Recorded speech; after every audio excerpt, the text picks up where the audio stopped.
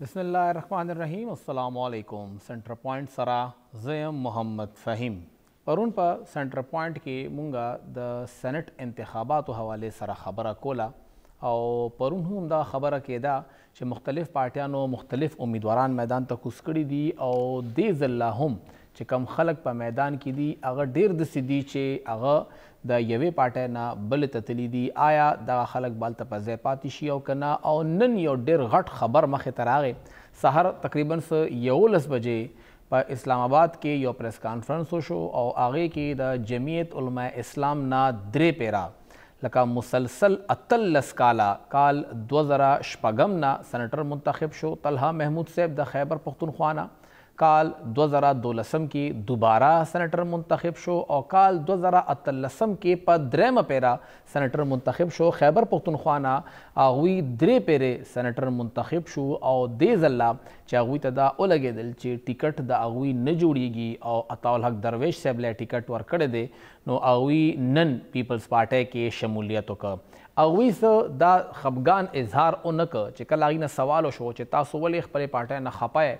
नो आगुई जिक्र वक चे ज़दा खपले पार्टी ना खपा नयम और न मादा खफगान इजहार करे दे खो ज़ खपला पार्टी प्रेगदम लग्या मा और ज़मा ये बले पार्टी था आगुई जिक्र वक चे ज़का में पार्टी क्यों मा आगा पार्टी द खैबर पख्तूनख्वा और बलोचिस्तान पूरे महदूद रहा खुद द खपलो खल्को पर पूरा पाकिस्तान की खिदमत को गवाड़मा और दे द पारा सिर्फ द पीपल्स पार्टी प्लेटफॉर्म ही दे जब आगे बांधे द खल्को खिदमत को लेशम और अगुई जिक्र हो च माता फ्लोर पकार दे जबा फ्लोर बांधे ही द खल्को खिदमत को और ब्या अगुई च फ्लोर मतलब चे द पार्टी फ्लोर मतलब अगुई ऐवान फ्लोर न यादव हो बहरहाल जमुंगा इतलात उमदग दी चे अगुई बाद सेनेट तपारा द पीपल्स पार्टी उम्मीदवार वी दे सरा सेनेटर फिदा से ब उस सकी अगर हम PTI दग टिकट तपारा प्रेखेवा और पीपल्स पार्टी ततलो पीपल्स पार्टी दगा ऐवान ना दो कसान खपल तरफ ना निशी मैदान तक उजोले लका दो जनरल सीट्स बसिंगा वर्कई नो तलहा महमूद साहब तक वलची बिली कीगी स नन्ना सलोर रजे औड़ान दे अगवी यो महफिल के नास्तावा और आगे के अगवी जिक्र हो कि जनोर JUI सरा नशम चले दे JUI नमूंग तिलियू और गुरु चिका में पार्टी तलाड़ शू और नन अगवी जिक्र हो कि यवा हफ्ता अवल जमा खबर शेवा और काल 2019 और शल खबर है मुकरा जमा आगा वक्त के हम पीपल्स पार्टी सरा खबर शेवा दे वक्त के इस्लामाबाद ना सीनियर सहाफ़ी उस्मान खान साहब मुँह सरा मौजूद दे उस्मान साहब डेरा मेहरबानी उस्मान साहब तलहा महमूद साहब लकाद जमीयत टोलो ना ज़्यात वक्त पूरे चिकम कस प पार्लिमान के पाते दे प तारीख के मुसलसल अतल लस्काला अगर तलहा महमूद साहबो और चिसिंगा अगर ऐवान न बाहर शो यो रज़ हम पार्टी सरा तेरा नकड़ा और पार्टी अनन प्रे खोदा डेरा मेहरबानी फ़हीम साहब बिल्कुल सेनेटर तलहा महमूद साहब अखपल द सियासत और अखपल द सियासी कैरियर आगाज जमीयत उलमा इस्लाम न करे और यो लुए अरसा अगी पर जमीयत उलमा इस्लाम के सिर्फ जमीयत उलमा इस्लाम के ना पार्लिमान के अगी जिसों वक्त जमीयत उलमा इस्लाम के देर करे आगा टोल वक्त पार्लिमान के देर को और हाली की जिकला द PDM हुकूमत जोड़ सो नो जमीयत उलमा इस्लाम सैफरान मिनिस्ट्री जो आगा सेनेटर तलहा महमूद साहब तो वर्कड़ा और ब्या चिकम वफाकी वजीर मजहबी अमूर मुफ्ती अब्दुल शकूर साहब कला ची अगी वफात शो हादसा के तो अगे नरुस्तु वजारत मजहबी अमूर कलमदान इजाफी चार सिदे अगहुम तलहा महमूद साहब तो वर्कड़ लिशेवे और अगी तकरीबन द्रेन सलूर में इश्ते दो वजारतुन चलवलियो दे सरा सरा जमीयत उलमा इस्लाम द तरफ नदी सिर्फ द सेनेट टिकट नो मिलावशी अतल कालो के तलहा महमूद साहब द वजारत दाखिला चिकम कायमा कमेटी दा दगे चेयरमैन हो प्लानिंग एंड डेवलपमेंट चेयरमैन पाती शुवी दी और हाल ही द PDM हुकूमत नमक के कला चे अपोजिशन क्यों JUI और PTI बरतर इख्तदार व अलदा फाइनेंस कमेटी चिकम द पार्लिमान टोलो नगटा कमेटी दा दगे चेयरमैन हम पाती शुवी दी और हाल ही 2024 इंतखाबात के सेनेटर तलहा महमूद साहब था जमीयत उलमा इस्लाम दो हल्कों ना टिकट जारी को یو کوهستان د قومي اسمبلی نه او یو د چترال قومي اسمبلی نه بنیادی طور باندې خود طلحه محمود صاحب رهایش پذیر د اسلام آباد کې دي. خو د دې تعلق چې د هزاره ډیویژن سره د ابټاباد مانسیرا او هریپور کې دي د عمر تیر کړي دي. نو دې ته دوه ټیکټونه جاری شوي وو. هغه کې چې کله حالات داسې شو نو طلحه محمود صاحب د کوهستان ټیکټ پرېښو او بیا چترال نه د عام انتخاباتو کې حصہ واخیسته او ډیر لږ مارجن نه انتخاباتو کې پاتې شو. چې کله د سېنات انتخاباتو ټیم راغې نو طلحه محمود صاحب د جنرال سیټ لپاره اپلای وکړله او هغه کاغذات جمع کړل. چونکې دیزل جمعیت علماء اسلام دا فیصله کړو چې هغه خپل صوبایي جماعت او د صوبایي جماعت جنرال سیکرټری عطا الحق درویش صاحب ته دا ټیکټ ورکړي. نو هغه نورستو طلحه صاحب چې د هغه د جمعیت علماء اسلام نه اختلافات خو بظاهر داسې شو کړي نو زما بیګاش په ورته نشي ویلې. نن سحر 1 بجې ټیم وو د پښمنی نه مخکې تقریبا 1 غنټه طویل ملاقات طلحه صاحب سره د هغه په کور کې شوی او د ټول معاملاتو باندې زماغي سره تفصیلی خبرې شوی وي. هغه ماته دا اظهار کو چې هغه سره په سېنات ټیکټ نه ورکول دا هغه سره نه انصافي ده او هغه چې څونه د تیاریانو هغه د انتخاباتو لپاره مکملو ورسره چونکې جمعیت علماء اسلام کې د خیبر پختونخوا نه سابق سېنیټر دلاور خان هم جمعیت علماء اسلام کې شمولیت اختیار کړو. چونکې دلاور خان ته جمعیت علماء اسلام د ټیکنوکریټ د سیټ ورکو نو طلحه صاحب ته چې کوم ټیکټ او هغه ملاو نشو. دغه سره صرف د سېنات ټیکټ معاملې نه نن چې هغه کوم پریس کانفرنس وکړو هغه کې هم زه موجود وم او هغه پریس کانفرنس کې څه تحفظات او اظهار نو کړي څنګه چې تاسو وې هغه نه چې سوالونه هم تاسو شو هغه وی چې زما اولنې جماعت جمعیت علماء اسلام چونکې ما بس وخت او وخت ضرورت ته چې زه د سیاسي جماعت بدل کما ځکه چې پیپلز پارټي کې شمولیت اختیار کوم او چې کوم زموږ سورسز دی هغه هم دا وایي چې طلحه محمود صاحب په اولنی ترجیح دی چې هغه په سېنات کې الیکشن کوي آزاد حیثیت سره او پاکستان پیپلز پارټي چې کوم هدف لري سپورټ کولی شي سپورټ کوي. با دویم آپشن دا هم دی چې گورنر کې پی چونکې دا پاکستان پیپلز پارټي په کوټه کې تللی دی او هغه د لپاره اوسه پورې چې کوم نمونه راتله هغه کې فیصل کریم کندي او افریدي صاحب او یو چې د اوس طلحه محمود صاحب باره کې هم دا ویل کیږي چې هغه به هم کې دي شي د گورنر کې پی بار د لپاره امیدواري او د حواله سره لا حتمی فیصله نه ده شوی. او اوس چې چونکه سېنات الیکشن چې دی هغه کې لږ ورځې پاتې شوې نو طلحه محمود صاحب خپل ورک چې دی هغه شروع کړی دی ځکه حالي کې موږ 3 ټن د پارلمان تیر کړ چونکه د سېنات شپږ کالو مدتي نو 13 کال هغه په ایوان کې او دغه حواله سره چې کوم سیاسي قائدین دي او سیاسي جماعتونو کوم دا یو د تشویش خبره ده چې طلحه محمود صاحب چونکې د جمعیت علماء اسلام چې کوم سربراه د مولانا فضل الرحمن صاحب هغه سره هم ډیر قریبي تعلقات او ډیر د ادب او احترام د رشتہ وا او دا فیصله چې دا طلحه صاحب بالکل ذاتی طور باندې کړی دا او دغه فیصله نه اخري وخت پورې هم څوک هم نو خبر او بالکل طلحه محمود صاحب دا و چې ایوان صدر کې د غي صدر مملکت آصف علي زرداری صاحب سره ملاقات شوی او عثمان صاحب تاسو وایي چې بیګا تاسو ملاقات شوی د خو نن سحر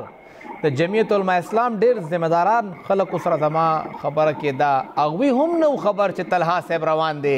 نو جمعیت علماء اسلام د لپاره څومره غټ شاکینګ خبر ده. بالکل ما خو چې بیګا کوم ملاقات او هغه کې هم سره تفصیلی خبرې شوی او هغه د خپل تحفظات او اظهار کړو نو هغه تحفظاتو نه ماته یو شی د اندازه شوی چې طلحه محمود په نور جمعیت علماء اسلام کې ني او ډیر زر بدی دی پارټي نه دي چونکه خیبر پختونخوا کې دی د بارا د پیپلز پارټي نه بل خو آپشن نو ما خو چې کوم سورس دی ما ته دا ویلو صرف سېنات ټیکټ او یا نور څه هم بظاهر خو صرف د سېنات ټیکټ ته چونکه ورسره چې کوم حالي انتخابات شوي دي هغه کوم د دولت ډیر تحفظات دي چې چترال کې ما سره تعاون نه وشي چې کوم مقامي جماعت او غي د طرفه ما سره تعاون نه کېدو په الیکشن کې او ورسره دینه دا خو یو تاسو به هم دینه خبره چې کله یو انسان یو سیاسي جماعت ته لیدي اختیاري یا څه کومه لیدي اختیاري هغه صرف یو وجني ډیر وجوهات ته کې شاملي او صداسي انټرنل ایشوز د جماعتونو سیاسي جماعتونو چې کوم هغه معاملات دي باغی کوم د دې اعتراضات وو نو بهرحال اخیری اپشن دی سره دغه او چې د سېنات ټیکټ چورته ملاو نشو نو دی چې دلاور خان صاحب ته ټیکټ ملاو شو نو هغه باندې هم دوه تحفظات نو دغه د وجه ناغي بیا بالکل خاموشي سره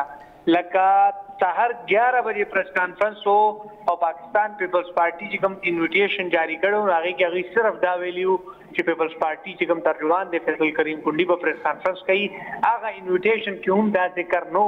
چې طلحه محمود به دې پریس کانفرنس ته راځي یا به دې کې دا هغوی څه خبره کوي ورسره بلاول بھٹو زرداری چې کوم د پاکستان پیپلز پارٹی چیئرمین دی هغه هم مسلسل طلحه محمود صاحب سره په رابطه کې وو او چونکه هغه دی وخت ملک کې موجود نه دي دغه د وجه نه دا ویل کېږي چې هغه په دې پریس کانفرنس کې نو او پیپلز پارٹی چې کوم سیکریټری جنرال دی نیر حسین بخاری او مرکزی سیکریټری اطلاعات او د خیبر پختونخوا صوبایي صدر او صوبایي سیکریټری جنرال دی په پریس کانفرنس کې موجود او د دې په موجودګۍ کې طلحه محمود سے پریس کانفرنس وکړو او پریس کانفرنس کې هغه خپل سابقه چې کوم جماعت وو هغه حواله تر هغه اس تحفظات او اظهارونو کو نه د پارټي لیډرشپ لپاره کې هغه صرف دا وي چې دا د وخت ضرورت او د وخت ضرورت مطابق چې کوم سیاسي جماعت دی وخت د پاکستان د مضبوطۍ لپاره پاکستان د استحکام لپاره خبره کوي دا جماعت تزم او هغه شمولیت اختیار کو تاسو جمعیت کې چا سره خبره کړې دا ول چې هغه به هم خامخاص خبره خو به دای طرف ته هم وی چې پاغوي ستیریږي لګیا دي فهیم صاحب ما تقریبا اوس نه 20 منټه مخکې د جمعیت العلماء اسلام سربراہ مولانا فضل الرحمن صاحب سره یو تفصیلی ملاقات د هغې په کور کې وشو چونکې نن هغې په افطارۍ باندې کسان انوایټ کړي وو چونکې هغې د وجې نه زه لږ لیټ لاړم نو هغه ملاقات کې هم د مولانا صاحب په چهرې باندې یا هغې په الفاظو کې بالکل دغه حوالې سره خبره نه وه هغوی ډېر اطمینان سره وو هغه چې کوم موقف ته چې طلحه محمود زموږ ملګری وو موږ سره جماعت کې ډېر وخت تېر کړی دی او ښه وخت یې تېر کړی دی هغې دپاره د طرفه هم مثبت چې کوم هغې دپاره الفاظ وو او چونکې زموږ سره نور ملګرو سره هم په جماعت کې خبرې شوي دي هغې دا وویل چې آخري وخته پورې موږ سره د طلحه محمود داسې څه خبره نه ده شوې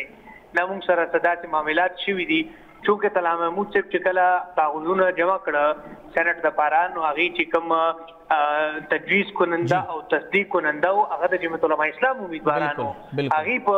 سیګنیچرز باندې او د هغه په دغه باندې دي کاغذونه جمع کړي دي او بیا چې پارټي چې کله دا فیصله وکړه چې ټیکټ د عطاالحق درویش او د دلاور خان دی نو دغه په بنیاد باندې بیا طلحه محمود ته چې دا ویل شو چې ته د سېنات خپل کاغذونه واپس واخله وډرا شه په دغه باندې هم هغه ډیر ناراضګي اظهار کړی دی او دا ویلي دي چې ماته دا ویلي شوی دي چې خپل کاغذونه واپس واخلم. عثمان صاحب تاسو څنګه ذکر موک طلحه محمود صاحب هغه وخت هم سېنیټر او چې کله جمعیت العلماء اسلام سره سټرنث د ایوان کې نو او دې ځل هم جمعیت سره سټرنث نشته دی هغوی خپل سیټ نشي ګټلی خو پیپل پارټي سره هم سټرنث نشته او چې کومه سېنیټ کې د الیکشن دپاره کم گیم طلحه محمود صاحب کوي عطاالحق درویش صاحب خو هغه گیم نشي کولی او سېنیټر دلاور خان صاحب هغه گیم بیا ډېر غټ شي ټیکنوکریټ دپاره به نور زیات کسان پکاري هغه هم ناممکن ښکاري نو سېنیټ الیکشن جمعیت العلماء اسلام دپاره به ډېره ګرانه نشي دی ځله فهیم صاحب دی کې اوس دوه درې خبرې دي چونکې نن الیکشن کمیشن کې د کیس سماعتو چې څونه نو منتخب ممبران دي چا نه چې حلف نه دی اخیستی شوی هغې یو پټیشن دایر کړی سیکرټري کے پی اسمبلی چې د هغه نن الیکشن کمیشن کې پیش شوی و نو ممبران هم دا تحفظاتو اظهار وکړو چې موږ نه حلف نه دی اخیستی شوی او دا ولې نه دی اخیستی شوی په دې باندې بیا ډي جي لا چې د کوم الیکشن کمیشن هغې تفصیلي بریفنګ ورکړو کمیشن ته چیف الیکشن کمیشنر چې هغې نه تپوس وکړو چې آیا دا حلف څه معامله ده او دې کې د الیکشن کمیشن څه کردار شته نو په هغې باندې ډي جي لا الیکشن کمیشن دا وویل چې الیکشن انعقاد چې دی هغه د الیکشن کمیشن ذمهداري ده او هغې نه وروستو حلف پورې هم الیکشن کمیشن ذمهداري ده چې دا کسان چې څوک پر حلف نه اخیستی شي الیکشن کمیشن دې کې انټرفیر کولی شي نو په دغه باندې الیکشن کمیشن چې کومه فیصله ده هغه محفوظ کړی ده او زموږ چې کوم اطلاعات دي هغه دا وایي چې الیکشن کمیشن به دې حوالې سره محفوظ فیصله وري او دا به وینا کوي چې دې نه د حلف واخیستی شي او چونکې که دا فیصله الیکشن کمیشن نه وکړه او هغې بیا عمل درآمد ونه کړو نو دویم دا رایې هم د دې باره کې چې څو ممبرانو سټرنث په ایوان کې موجود دي نو بیا به هغه په سټرنث باندې د کې پی کې اسمبلی کې چې سېنات انتخابات کیږي. او دریم تجویز چې دی هغه دا دی چې آیا د ممبرانو حل فرصت نه کو کې د شي اپوزیشن جماعتونو چې دی کم کې پی کې والا هغه به بیا په الیکشن کمیشن کې یو درخواست دایر کی او الیکشن کمیشن نه به دا اپیل کوي چې سېنات انتخابات چې دی هغه د لګنور تاخير شکار شي. نو دا درې اپشنز دي د وخت کې زیره بحث پدې چونکه څو پروژه ممبرانو حلف نشي نو اپوزیشن چې کم کې پی والا دی هغه د الیکشن خواهشمن نه دي.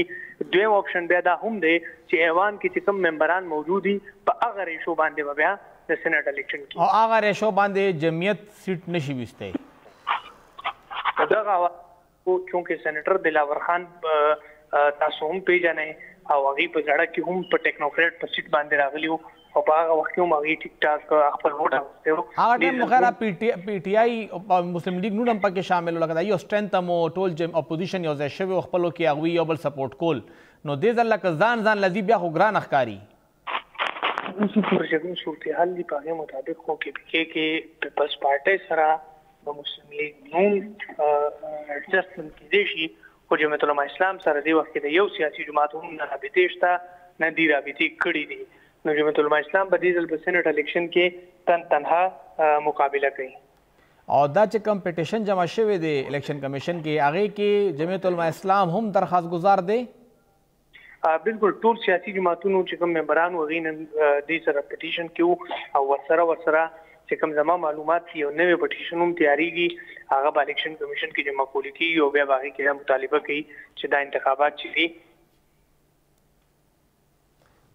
ډیره مهرباني تر شکریہ عثمان خان صاحب او څنګه عثمان صاحب تفصیلی خبر وکړه. یو خو د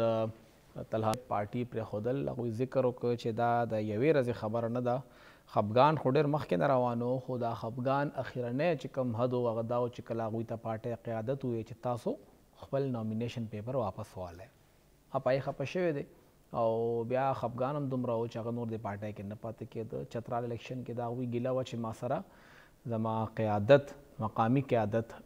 تنظیم هغه سپورټ نه دی کړی. خو بهرحال چې کوم صورتحال دی مخصوص نشستونو حوالې سره په دې به هم خبره کوو چې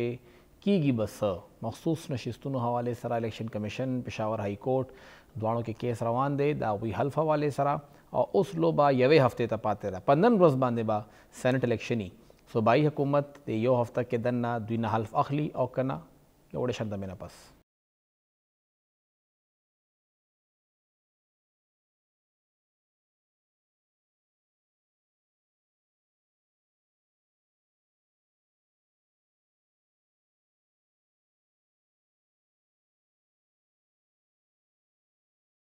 تاسو ته پروګرام کې یو ځل بیا هرکلی وایو. مونږ خبره کوو لګیا یو د خیبر پښتونخوا اسمبلی حوالې سره. اپوزیشن دا وایي چې جی حکومت په کس باندې زموږ د خلکو نه حلف نه اخلي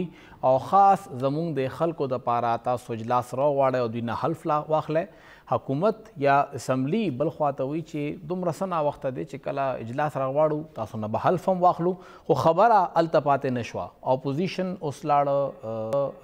پېښور های کورټ ته او ورسره الیکشن کمیشن کې هم هغوی درخواست جمع کړی دی. څنګه چې دمې نه مخکې مونږ خبره وکړه دې وخت کې مونږ سره د خیبر پښتونخوا صوبایي وزیر قانون آفتاب عالم صاحب موجود دی. آی صاحب کو سر ډېره شکریہ. آفتاب صاحب ډېره مهرباني یو خو سر دا راته ووایه چې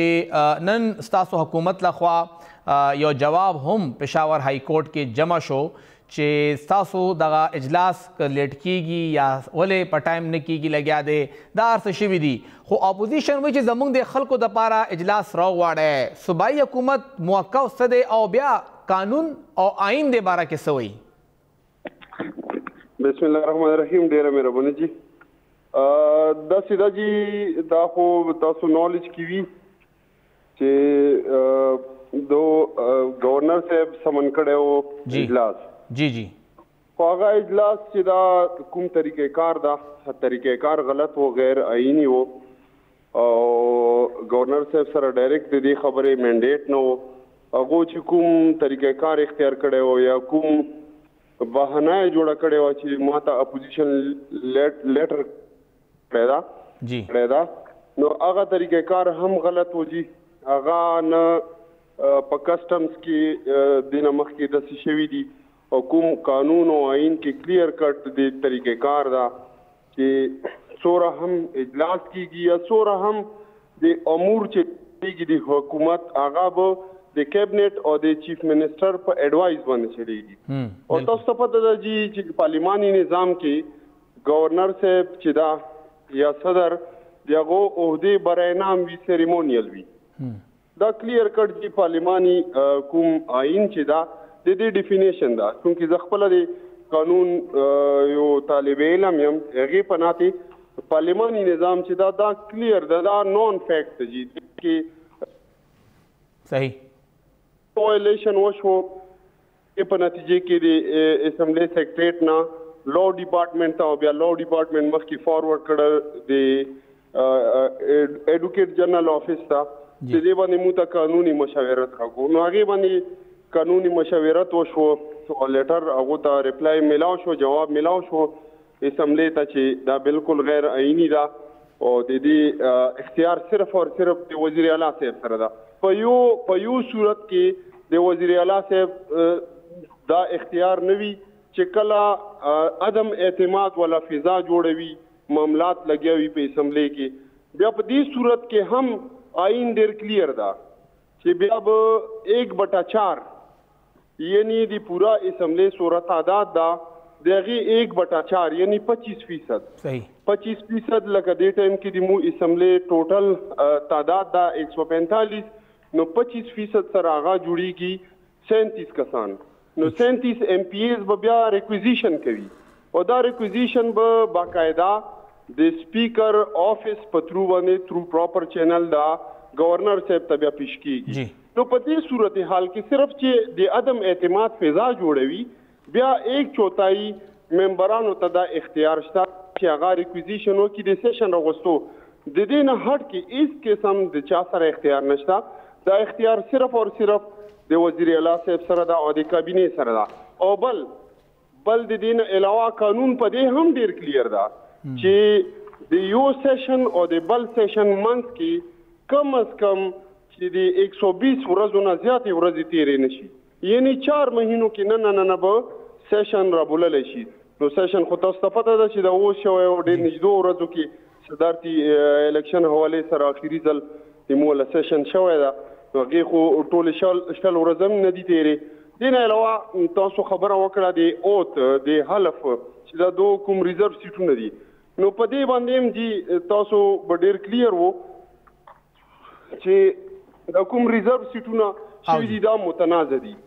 دا متنازع داسې دي چې الیکشن کمیشن کې چې څه ټایم د مو خلاف فیصله راغله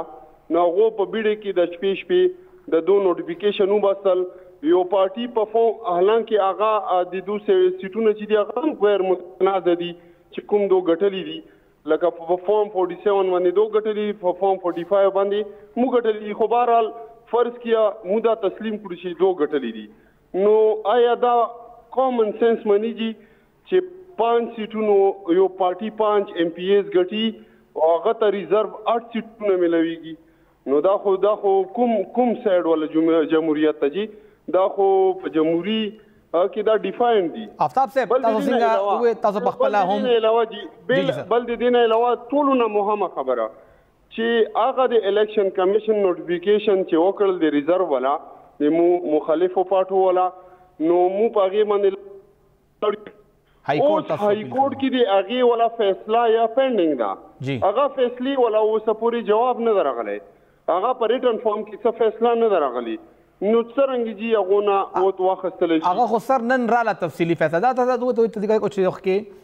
قانون تاسو په خپل هم وکیل یې آیا سلارشتا چې پېښور هائی کورټ سپیکر ته یا ایوان ته ډایرکشن ورکی چې تاسو اجلاس راغواړئ او حلف ته واخلئ دا آیا قانون او آئین د دې سلاره جوړی داسې ده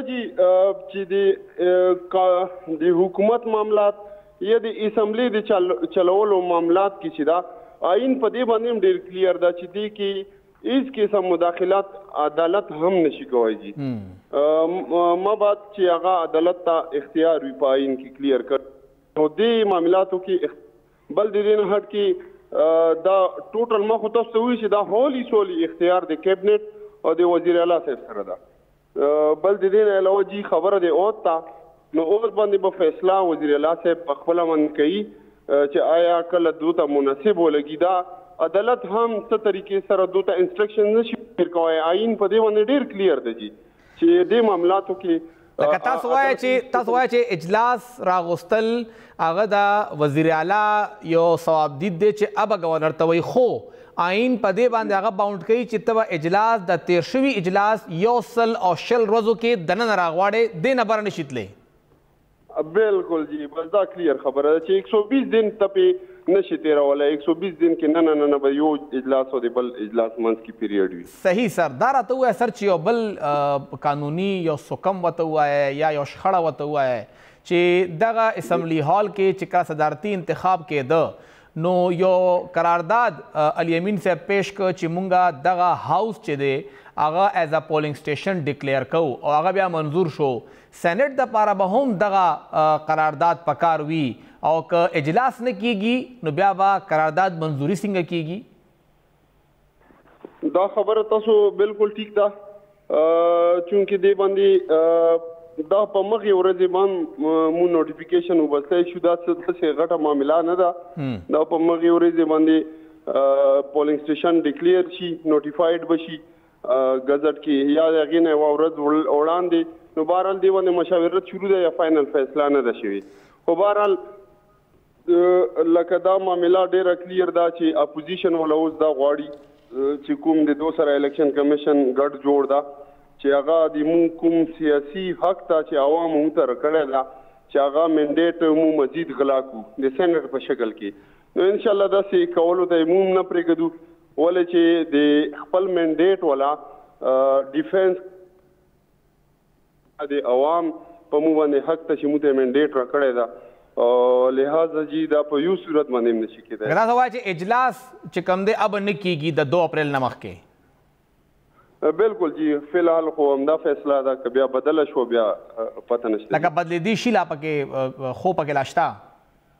او خو جی پوسیبلیټي سیاست کې هر ټیم پوسیبلیټیز خو وي. دا خو تاسو نشو کوئ که نه. او سر دا راته چې کوم دا تاسو ذکر هم وکړه چې پېښور هائی کورټ فیصله راله چې سنی اتحاد کونسل یا پی ټی آئی ریزرو سیټس لپاره حقدار نه ده. اپیل کې به کله ځای وفاق کې، اسلام آباد کې، سپریم کورټ کې اپیل به کوئ دې خلاف؟ دا خو جی مو کوم اوس قانوني ټیم چې دا هغه به دا فیصله کوي. بیرسټر ګوهر صاحب او شیر افضل صاحب او دا کوم مو سینیئر لیډرشپ ته او د مو ولا کوم وفاق په سطح باندې لیډرشپ ته د دې فاینل فیصله کوي انشاءالله. او ظاهره خبره ده چې مو بزو اپیل کې بمزو کوم چې مو څوره عدالتي په لیول باندې هغه به مو کوو. او که بیا هغې نه بعد هم عدالت دا مناسبه غواړي چې دا مخالفینو ته ورکوي نو بس په دې باندې بیا یو افسوس هم کېدلی شي. وجه دا ده چې دا د جمهوري اقدارو بالکل منافي ده، دا نفي ده د جمهوري اقدار. خو بیا خو دا دې کې دې ملک کې دا اډوله څوک الیکشن هم ما کوي، بس بیا دغو خلکو ته همداسې لاسنیولی منډیټ ورکوي چې چاته یې خوښه وي، کوم زورور خلک وي او عوام فیصله چې دا دې مطلب چې هغه هیڅ وقت نه لري. نو بهرحال بیا په دې خبرې باندې تاسو ذکر وکړه چې پېښور هائی کورټ نشي ډایرکشن ورکولی د اجلاس راغوستو، لکه هغوی دا منډیټ نه دی چې هغه د ایوان دننه څه خبره وکړي. آئین د پارلیمان هم خپل یو حد متعین کړی دی او د عدالت هم متعین کړی دی. خو نن چې کوم سیکرټري لا دی د الیکشن کمیشن هغوی په بریفینګ کې دا ویلي دي چې او دغه ممبرانو حلف اغستو پورې الیکشن کمیشن دی کې سټیک هولډر دی او ذمہوار دی. ستاسو سره زاړه تعلقات هم ښه نه دي پاتې شوي الیکشن کمیشن سره او اوس الیکشن کمیشن وایي چې اجلاس راغواړئ او دوی نه خامخا حلف واخلئ یا هغه گورنر ته وایي چې تاسو د ممبرانو نه حلف واخلئ. نو آیا گورنر د ایم پی ایز نه حلف اخیستی شي؟ نه جی، د قانون کې داسې هیڅ قسم طریقه کار نه ده واضح. که قانون کې طریقه کار ده هغه سپیکر به د دونه حلف اخلي او که بیا د سپیکر غیر موجودګي وي بیا نورې لارې دي. خو بهرحال دا هولي سولي دی هاوس، یعنی دا نه د هاوس ولا فیصله ده، دا د کور فیصله ده. دا بهر خلک دا نشي کوي، الیکشن کمیشن سره دا منډیټ نشته جی. ډیره مهرباني افتاب عالم صاحب او आफ्ताब आलम साहब ډېره क्लियर خبره وکړه او د اخرنۍ جمله په ټولو خبرو باندې درنه وه چې دا د ایوان دننه خبره ده، د کور دننه خبره ده، د کور دننه خلک به هی په دې باندې کار کوي، دې نه بهر څوک نشي راتلی. او دا خبره هغه وخت هم وه چې کله سپریم کورټ کېناسته د عمران خان صاحب عدم اعتماد حوالې سره نغی هم سو نه وې، مړه چې آخري حده پر هم دا خبره وه چې ایوان کې دننه څه هغه عدالت کې نشي چیلنج کېدی. اسمبلی رولز دا وایي چې کله بار بار به پی ټی آی اطلاع چې زمونږ استعفاګانې نه منظورېږي، زمونږ استعفاګانې دوی نه اخلي، علی هم کوټ څه نشو کولی. او چې کله پی ډي ایم ناسته وه او هغوی هغه 8 یا 9 یا 11 استعفاګانې منظورې کړې او پی ټی آی مې منظوره وه، نو علیم بیا کوټ څه نشو کولی. نو لکه ایوان کې دننه چې سم کیږي کوټ هغې کې لاس نشي والی. او څنګه چې آفتاب صاحب وویې چې 2-3 ځایه دوی ځان قانوني او لیګلي هم کور کړی دی چې 100 ورځې که اوړېدې نو بیا اپوزیشن تلی شو چې ګوره اجلاس نه راغواړي، دا خو اجلاس وشو الله خو میاشت هم نه ده شوې او دوی بیا عدالت ته لاړل. نو لیګلي طریقې سره اجلاس باونډ نه دی چې اجلاس خامخا راغواړي. وړه شنده ماخلو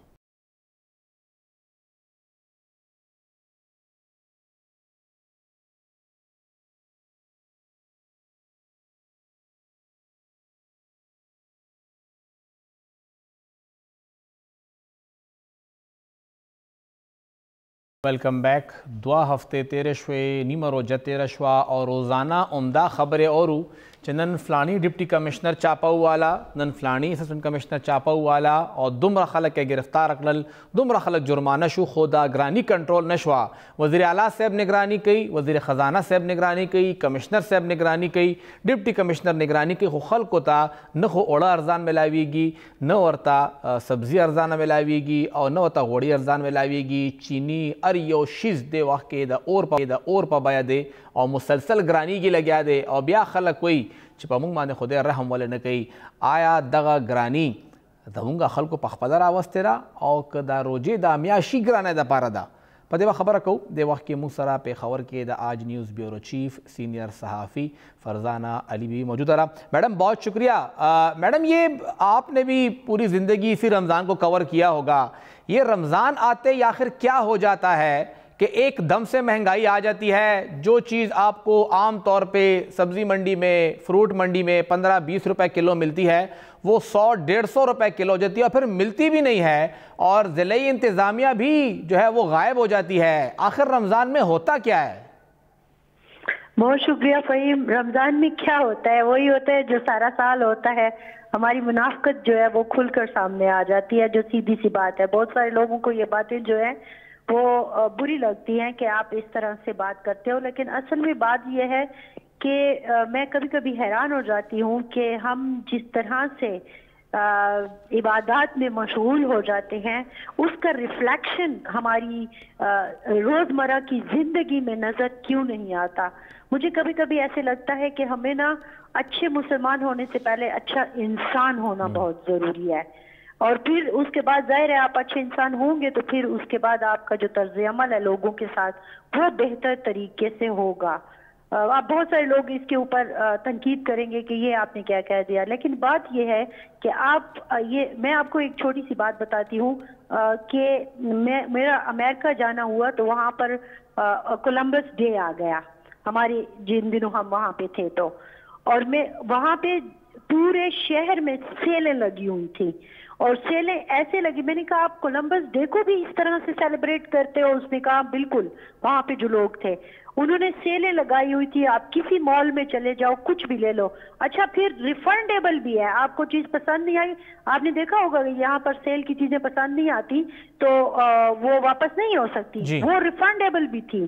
तो मुझे बड़ा अजीब सा लगा कि ये क्या हो रहा है सारी, कि हमारे यहाँ जो त्योहारों के दिन आते हैं, जो इबादतों के दिन आते हैं, उसमें हम एकदम से इस तरह महंगाई कर देते हैं. आम आदमी को रोटी तक खाने को मुश्किल हो गई है. अब आप ये देखिए कि प्याज उस भाव पे मिल रहा है कि जो अब आम आदमी कह रहा है कि मैं सालन में प्याज कैसे डालूं. और ये जो आपने शुरू में बात की ना अपना इब्तदाइया कि कमिश्नर है, टीमें लगाई हुई हैं, ये मैंने खुद पर्सनली, मैं चूंकि जाहिर है आपने तारुफ करवा दिया कि हम एक टीवी के लिए काम करते हैं तो रोजाना के हिसाब से रिपोर्टें बनानी पड़ती है. तो हम कंपैरिजन बहुत ज्यादा करते हैं कि ये नफनामा जो हुकूमत ने लगाया हुआ है वो इसकी शक्ल में पोस्टर्स की शक्ल में, अक्सर फेसबुक पे ही नजर आता है वो हमें, बैनर्स की शक्ल में। शुरू के दिनों में इन्होंने वो भी लगाए हुए थे, डेस्क भी लगाए हुए थे, उधर पीछे लगा हुआ था। सिंपल सी बात आपको बताऊं, वहां पे आपको दिखेगा दाल माश 230 रुपए की, लेकिन जब आप बाजार में जाएंगे तो आपको वो 500 रुपए की नजर आएगी। इसी तरह बहुत सारी चीजें थी। अच्छा, मैंने एक दिन क्या किया कि आया इनके डेस्क पे ये जो टेलीफोन पड़ा है, क्या ये वर्किंग कंडीशन में है भी सही या नहीं। मैंने एक साइल बनकर फोन किया वहां पे, जनाब पहले दिन तो कोई फोन ही नहीं उठा रहा था। कोई एक दफा किया, दूसरी दफा किया, 8-7 रिंगों के बाद एक बंदे की फूली हुई आवाज के साथ वो उठाया, हेलो हेलो जी, सो गए। मैंने कहा भाई यहाँ पर इस तरह का आप लिए डेस्क लगाए, मुझे शिकायत दर्ज करानी है। कहते हैं कि उसको सब निश्ता तस दर्ज करूँ के सुबह 10 बजे नपस फोनू के मावा खा 10 बजे नपस फोनू को, सॉरी वो एकदम से पश्तो में चला गया, आपने सवाल उर्दू में किया। बहरहाल मैंने दूसरे दिन फिर फोन किया तो एक मोहतरम मुझे मिले, उन्होंने कहा कि जी आपने क्या शिकायत दर्ज करानी है। मैंने कहा कि जनाब ये इस तरह से है कि फलाने बाजार में कीमतें इस तरह हैं और आपके जो निखनामे का पीछे पोस्टर लगा है इसके ऊपर ये है। उन्होंने कहा जी हमें बताइए वो दुकान कहाँ है। मैंने कहा फलानी मार्केट फलाना दुकान, बता दी मैंने। उन्होंने जनाब क्या किया कि वहां पे जाके यकीनन छापे मारे होंगे। अब गिरफ्तारी की, दूसरे दिन वो छूट गए, उन्होंने फिर वही काम शुरू कर दिया। तो ये हो रहा है असल में कि वो अमली इकदाम आपको क्यों नहीं नजर आते कि वो जाके अगर करते भी है ना तो उनका पता नहीं, मुझे लगता है कि असर नहीं है या फिर टेलीफोन छापे पड़ रहे हैं, इसमें नहीं है कि छापे नहीं पड़ रहे, लेकिन फिर भी महंगाई कंट्रोल नहीं हो रही, क्योंकि या तो वो सिलेक्टिव होते हैं या फिर जल्दी छोड़ देते हैं या सिफारिशें आ जाती हैं। ये भी हमने देखा कि बहुत सारी जगहों पर सिफारिशें भी आती हैं। और मैडम ये आपको लग रहा है कि महंगाई जो है वो जेन्युइन ही है या पैदा की गई है? अक्सर ये भी गिला होता है कि माल स्टॉक किया जाता है ताकि कीमतें बढ़ाई जाएं और ज़्यादा मुनाफा कमाया जाए। हमारे एक मोहतरम जो वजीर है उनसे ये सवाल किया कुछ जर्नलिस्टों ने, कल ही की बात है, तो उन्होंने कहा असल में ये सप्लाई एंड डिमांड का मसला है, डिमांड बहुत ज्यादा हो गई है और सप्लाई कम है, तो इसलिए इस तरह से ये हो गया है। लेकिन मुझे ऐसे लगता है कि ये कोई आज की बात तो नहीं है ना फहीम, हमारी उम्र गुजर गई। आपने खुद कहा कि आप तो बरसों से इस चीज को कवर कर रही है। ये हर साल का ये मसला है कि जैसे ही रमजान आता है उससे एक हफ्ता पहले हमें अचानक चीजों में ज्यादती, मतलब आपको नजर आएगा कि वो जो प्याज अगर 100 रुपए का मिल रहा था वो एकदम 120 का हो जाएगा, फिर 150 का, 200 का, 250 का, जाते जाते वो 300 तक पहुंचा होगा। तो ये आज की बात नहीं है, ये हर साल होता है और मुझे नहीं समझ आती कि हम क्यों ऐसा करते हैं। बीइंग अ मुस्लिम बुनियादी तौर पर होना तो ये चाहिए कि ये महीना जो है वो ईमान का महीना होना चाहिए, तोलने में, लोगों के साथ बात करने में। आप जो कोई चीज बेच रहे हैं, खरीद रहे हैं, आपने स्टोर भरे हुए हैं, अगर आपकी बात के स्टोर भरे हुए हैं और वो थोड़ा थोड़ा निकाल रहे हैं ताकि वही वाली बात आ जाए ना कि नहीं चीज नहीं है इसीलिए ज्यादा मसला है, तो मुझे नहीं लगता कि कोई मसला है इस पाकिस्तान में, हमने मसला बनाया हुआ है। तो जिसने मसला बनाया उनके खिलाफ कार्रवाई मौसर अंदाज से ना होना क्या वजह है? इंगेजमेंट्स बहुत ज़्यादा हैं। एक डिप्टी कमिश्नर है, उसने अमन व अमान को भी देखना है, उसने डेवलपमेंट को भी देखना है, उसने रिलीफ को भी देखना है, उसने रेवेन्यू को भी देखना है, MPs MNS को भी खुश रखना है, मुख्तदर हल्कों को भी खुश रखना है और फिर ये सब कुछ भी करना है। तो ये एक डिप्टी कमिश्नर इतने काम कर सकता है? नहीं, ये तो डिप्टी कमिश्नर ने खुद तो नहीं करना ना, ये तो प्राइस रिव्यू कमेटियां बनी हुई हैं हर एक चीज के लिए, हर एक आप लोगों ने टीमें बनाई हुई हैं, वो सारा करते हैं। मैंने इनके साथ एक दफा बकायदा एक प्रोग्राम शूट किया था जब ये छापे मारते हैं इस तरह, और जो मतलब अगर इंक्रोचमेंट, इनफैक्ट वो इंक्रोचमेंट पे था और इन्होंने छापे मारे हुए थे और जाके उन लोगों को गिरफ्तारियां कर रहे थे। लेकिन जिस अंदाज से वो किया गया फहीम, बाद में मुझे लगा कि ये हम क्या कर रहे हैं इस कौम के साथ, ये तो फिर हम उनको मुजरिम बना रहे हैं। तो एक तो मुझे लगता है तरीका ठीक नहीं है,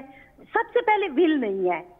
विल जब तक आपकी होगी ना कि आपने चीजों को सुधारना है। देखिए हमारा छोटा सा ऑफिस होता है, हम कोई 10, 12, 15 लोग होते हैं। अगर तो हमारी विल हो तो हम उस ऑफिस को बेहतरीन तरीके से चला सकते हैं। अगर हमारी विल नहीं है ना तो फिर हम कुछ भी नहीं कर सकते, फिर जो होगा वो होता रहेगा। पाकिस्तान का मसला ये है कि सब ने फोटो शूट करना है, एक बोरी है उसके साथ फोटो है, वीडियो है, ये चीजें हैं। मोहतरम वजीर आला साहब 100 रुपए सबको देंगे, ये तो कोई तरीका नहीं है ना कि आप कर क्या रहे हैं। मैं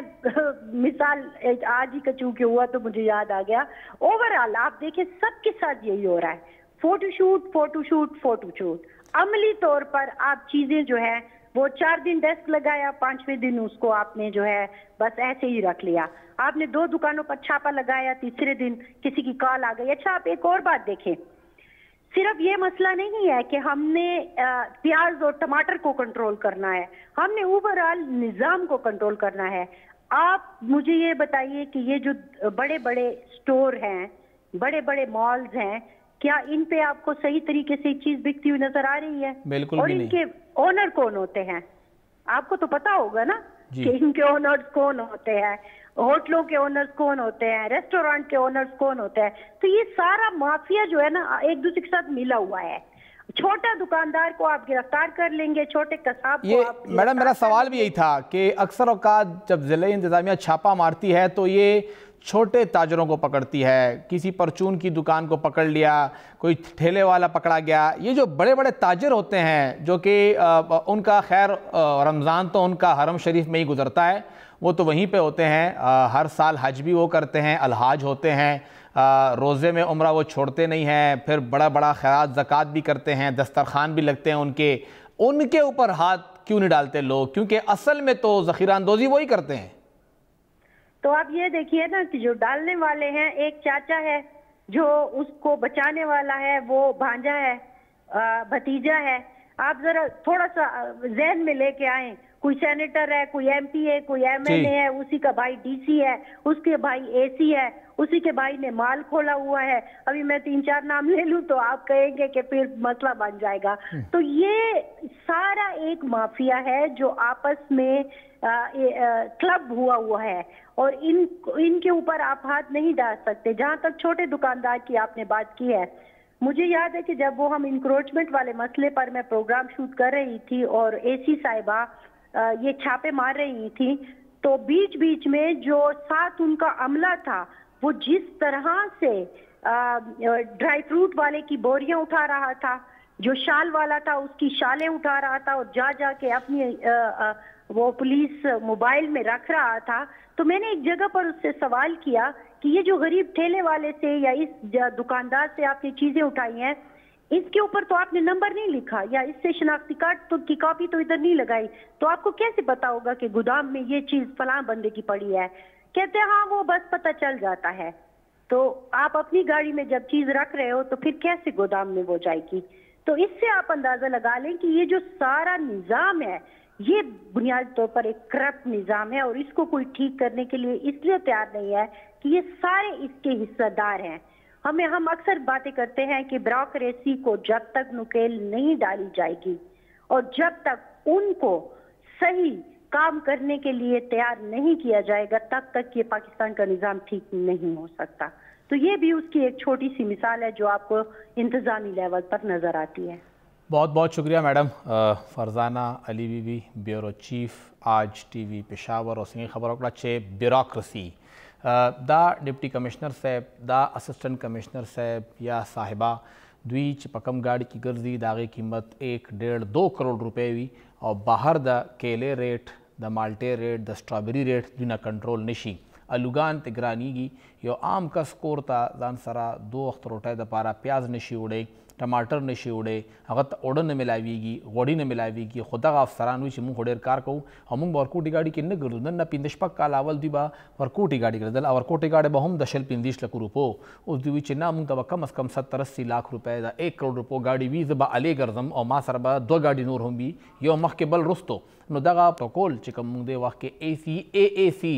AC بیا هم لږ غټ وي د هغه نه هم لاندې چې کوم انډر ټریننګ وي